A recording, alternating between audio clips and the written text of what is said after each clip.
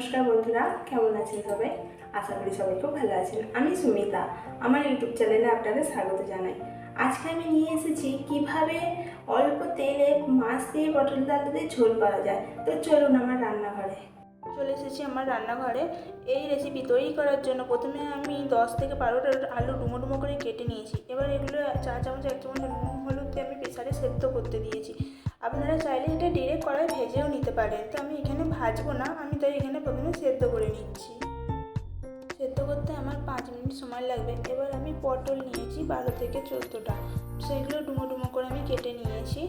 এবার এই পটলগুলো আমি ভালো করে ধুয়ে নিয়ে কড়াইতে ভেজে নেব। তাই কড়াইতে 2 টেবিল চামচ তেল দিয়েছি। এবার তেল গরম হয়ে গেলে এবার পটলগুলো আমি এর মধ্যে দিয়ে দেব। গরম হয়ে গিয়েছে, এবার আমি এর মধ্যে পটলগুলো দিয়ে দিলাম। দিয়ে এবার একটু নেড়ে চেড়ে নেব। এবার আমি ভালো করে পটলগুলো নেড়ে চেড়ে নিয়ে আমি এর মধ্যে 1 চামচের 1 চামচ আমি হলুদ গুঁড়ো দিয়ে দেব। কিন্তু আমি এখানে নুন ব্যবহার করব না। অল্প তেলে পটলগুলো ভাজছি, নুন ব্যবহার করলে জল বেরিয়ে যাবে আর পটলগুলো ভাজা যাবে না, তাই আমি এখানে নুনের ব্যবহার করব না, শুধু হলুদ গুঁড়ো দিয়ে আমি ভেজে নেব। গ্যাসের ফ্লেম হাই রেখে আমি 2 মিনিট ভালো করে নাড়িয়ে চাড়িয়ে নিলাম, যাতে পটলগুলোতে ভালো করে হলুদগুলো মাখানো হয়ে যায়।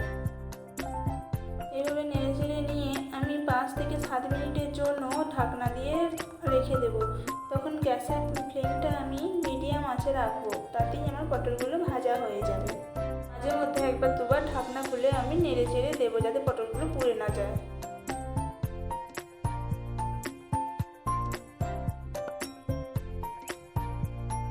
এবার আমি একটা কড়াই গ্যাসে বসিয়ে দিয়েছি, তাতে 5 থেকে 7 টেবিল চামচ তেল দিয়েছি। দিয়ে এবার মাছগুলো দিয়ে দিলাম।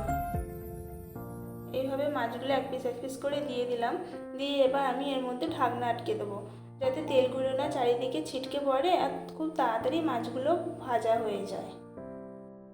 বন্ধুরা, আপনারা চাইলে এই পদ্ধতিটা ব্যবহার করতে পারেন। এতে করে কি হয়, মাছগুলো খুব তাড়াতাড়িও ভাজা হয়ে যায়, অথচ গ্যাসও নোংরা হয় না। তবে লক্ষ্য রাখতে হবে মাছগুলো না পুড়ে যায়, কারণ গ্যাসের ফ্লেমটা এই সময় হাই রাখতে হবে। 1 মিনিটের জন্য আমি ঢাকা দিয়ে রেখে দিলাম। আমার 1 মিনিট হয়ে গিয়েছে, এবার আমি ঢাকা খুলে নেব। এবার আমি মাছগুলোকে উল্টে দেব।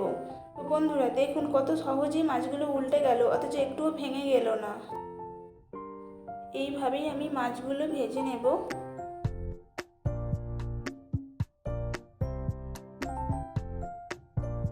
এই সব মাছগুলো ভাজতে আমার 9 থেকে 10 মিনিট টাইম লেগেছে। তো দেখুন, আমার এখানে পটল আর মাছ দুটোই ভাজা হয়ে গেছে। অল্প তেলে পটলগুলো কত সুন্দর ভাজা হয়েছে দেখুন।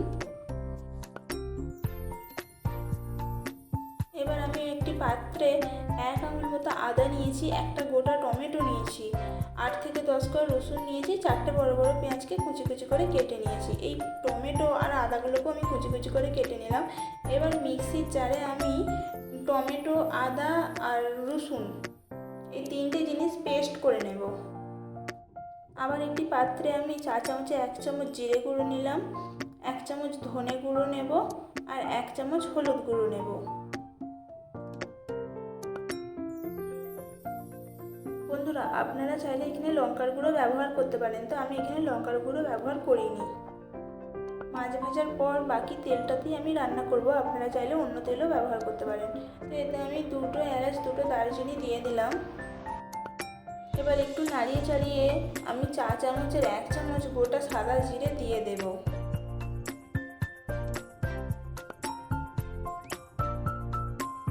জিরেগুলো দেওয়ার 1-2 সেকেন্ডের মধ্যেই আমি কুচিয়ে রাখা পেঁয়াজগুলো দিয়ে দেবো, না হলে জিরেগুলো পুড়ে যেতে পারে, পুড়ে গেলেই তেঁতো হয়ে যাবে। পেঁয়াজগুলো দিয়ে দিলাম। দিয়ে এবার 4 চামচের 1/2 চামচ আমি নুন দিয়ে দেবো। দিয়ে এবার ভালো করে নাড়িয়ে চাড়িয়ে নেব। এই সময় গ্যাসের ফ্লেমটা আমি হাই রাখবো। এবার আমি ভালো করে নাড়িয়ে চাড়িয়ে পেঁয়াজগুলো ভেজে নেব। এইভাবে 2 মিনিট আমি নেড়ে নেব। বন্ধুরা, আমার ভিডিও যদি ভালো লেগে থাকে তো আমার চ্যানেলটি সাবস্ক্রাইব করে আমাকে অনেক সাপোর্ট করবেন। আপনাদের সাপোর্টেই আমি অনেক দূর এগিয়ে যেতে পারবো। এইভাবেই আমি নাড়িয়ে চাড়িয়ে পেঁয়াজগুলো একটু ভেজে নিচ্ছি। এবার আমি ঢাকনা দিয়ে দেব 1 মিনিটের জন্য। এই সময় গ্যাসের ফ্লেমটা আমি হাই রাখবো।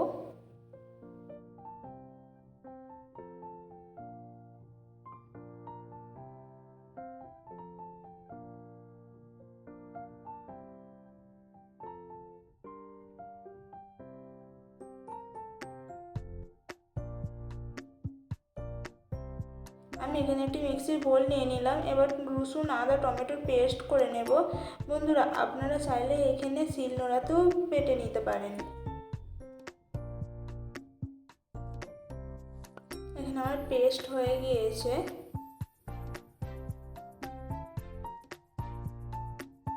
দু মিনিট পর ফিরে এলাম। এখন আমার পেঁয়াজগুলো প্রায় ভাজা হয়েই গেছে। এবার আমি পেঁয়াজগুলো একটা সাইড করে রাখবো। সাইড করে রাখলাম। দিয়ে আগে থাকতে পেস্ট করে রাখা আদা, রসুন, টমেটোর পেস্টটি আমি এর মধ্যে দিয়ে দেব। দিয়ে দিলাম। এবার দিয়ে ভালো করে আমি নাড়িয়ে চাড়িয়ে কষিয়ে নেব। এই সময় গ্যাসের ফ্লেমটা আমি হাই রাখবো। রেখে ভালো করে নাড়িয়ে চাড়িয়ে আমি কষিয়ে নেব মশলাগুলোকে।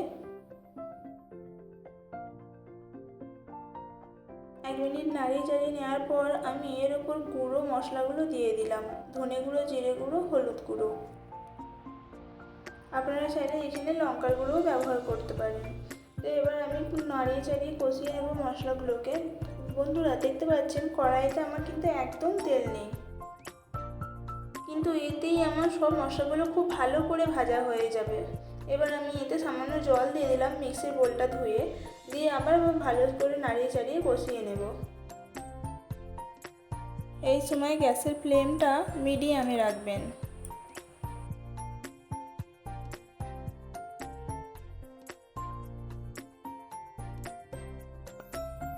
2 থেকে 3 মিনিট এইভাবে নাড়িয়ে চাড়িয়ে কষিয়ে নেওয়ার পর আমি টেবিল চামচের 1 চামচ এর মধ্যে চিনি দিয়ে দেব।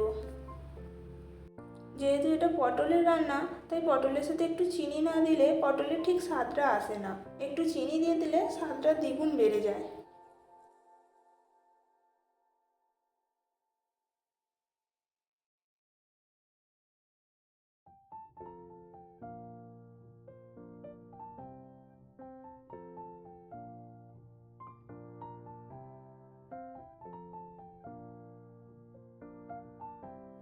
এইভাবে নাড়িয়ে চাড়িয়ে আমার কষানো হয়ে গেছে। দেখতে পাচ্ছেন বন্ধুরা, কড়াইতে আমার একটুও তেল নেই। তো এবার আমি আগে থাকতে ভেজে রাখা পটলগুলো এর মধ্যে দিয়ে দেব। সব পটলগুলো দেওয়া হয়ে গিয়েছে আমার। এবার আমি ভালো করে নাড়িয়ে চাড়িয়ে কষিয়ে নেব, যাতে সব মশলাগুলো পটলের ভেতর ভালোভাবে ঢুকে যায়। সব পটলগুলো দেওয়া হয়ে গিয়েছে আমার। এবার আমি 2 মিনিট ভালো করে কষিয়ে নেব, যাতে পটলের ভেতর সব মশলাগুলো ভালোভাবে ঢুকে যায়। 2 মিনিট ভালো করে কষিয়ে নিলাম। দিয়ে এতে আমি 1 কাপ জল অ্যাড করলাম। দিয়ে আবারও ভালো করে নাড়িয়ে চাড়িয়ে আমি কষিয়ে নেব। বন্ধুরা, তেল মশলা দিয়ে তো রান্না অনেকেই করে, কিন্তু আমি হাতের কাছে যা সবজি থাকে সেই সবজি দিয়েই অল্প মশলা দিয়ে কীভাবে সুস্বাদু রান্না করা যায় তার ভিডিওই আমি নিয়ে আসি। মাঝে মাঝে তেল মশলা দিয়েও রান্না করি। তো বন্ধুরা, আমার ভিডিও যদি ভালো লেগে থাকে তো আমাকে অনেক সাপোর্ট করবেন। এখন আমার কষানো হয়ে গিয়েছে। এবার আমি কড়াইয়ের মুখটা ঢাকনা দিয়ে আটকিয়ে দেব। দিয়ে 2 মিনিটের জন্য রেখে দেব। 2 মিনিট পর ফিরে এলাম। এবার আমি কড়াইয়ের ঢাকনা খুলে দেব। আমার পটলগুলো এখানে ভালো করেই কষানো হয়ে গিয়েছে। এবার আমি এর মধ্যে আগে থাকতে সেদ্ধ করে রাখা আলু জল সদ্য দিয়ে দেবো। যেহেতু আমি এটা ঝোল করছি, তাই জলটা ফেলবো না, আমি এর মধ্যে দিয়ে দেব। আলুগুলো দিয়ে দিলাম। দিয়ে এবার খুন্তি করে আমি ভালো করে নাড়িয়ে চাড়িয়ে নেব। নাড়িয়ে চাড়িয়ে নিয়েছি। আবারও আমি এর মধ্যে জল অ্যাড করব। যেহেতু এটা ঝোল করব, তাই জলের পরিমাণটা আরেকটু বেশি দেবো। তো বন্ধুরা, আপনারা যতটা পরিমাণ ঝোলের প্রয়োজন আপনারা ততটাই ঠিক জল দেবেন। এই সময় একবার নুনটা চেক করে 2 মিনিটের জন্য আমি ঢাকনা দিয়ে আটকে রেখে দেবো। 2 মিনিট পর ফিরে এলাম। এবার কড়াইয়ের ঢাকনা খুলে দেবো। এইদিকে আমার ঝোল ফুটে গেছে। তো বন্ধুরা, ভিডিওয়ে যদি কিছু ভুল ত্রুটি থাকে তো আমাকে ক্ষমা করবেন। এবার একটু নাড়িয়ে চাড়িয়ে নিচ্ছি। দিয়ে এবার আগে থাকতে ভেজে রাখা মাছগুলো এর মধ্যে আমি দিয়ে দেব। আপনারা চাইলে এই ঝোলটা নাবিয়েও মাছগুলো দিতে পারেন, তো আমি তা করব না। আমি কড়াইয়ের মধ্যেই মাছগুলো একটা একটা করে দিয়ে দেব। সব মাছগুলো আমার এখানে দেওয়া হয়ে গেছে। এবার খুন্তি করে মাছগুলোকে আমি ঝোলের মধ্যে ভালো করে ডুবিয়ে দেব। তাতে করে মাছগুলো একটু নরমও হয়ে যাবে আর খেতেও খুব টেস্টি হবে। অনেকেই এই ঝোলের মাছ খেতে চায় না, তবে বাচ্চা বয়স্ক ছাড়াও প্রত্যেকটা মানুষেরই এই ঝোল খুবই উপকারী। গ্যাসের ফ্লেমটা অফ করে দিয়েই আমি নামিয়ে নেব, তাহলেই আমার রেডি কম তেলে মাছ দিয়ে পটল দিয়ে আলু দিয়ে ঝোল। তো বন্ধুরা, ভিডিওটি কেমন লাগলো? ভালো লাগলে অবশ্যই চ্যানেলটি সাবস্ক্রাইব করে আমার পাশে থাকবেন। লাইক শেয়ার কমেন্ট করতে ভুলবেন না। আবার দেখা হবে নতুন কোনো ভিডিওয়। ততক্ষণ আপনারা ভালো থাকবেন, সুস্থ থাকবেন। আজকে এখানেই শেষ করলাম। টাটা।